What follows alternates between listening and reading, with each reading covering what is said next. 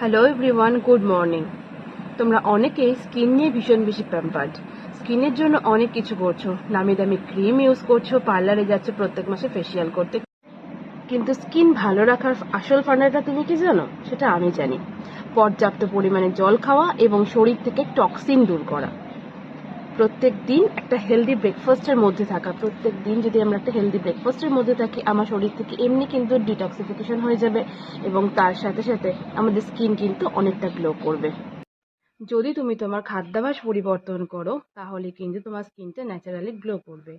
যখন আমরা ওভারওয়েটে থাকি তখন দেখতে পারবে আমাদের আন্ডার আই ডার্ক সার্কেল, গলার কাছে একটা কালো ছোপ, এগুলো কিন্তু লক্ষ্য করা যায়।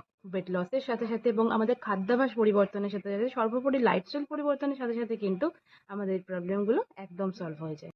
সো কে কে চাইছো আমার মতো একটা হেলদি ব্রেকফাস্টের মাধ্যমে নিজের স্কিনটাকে ন্যাচারালি গ্লো করাতে?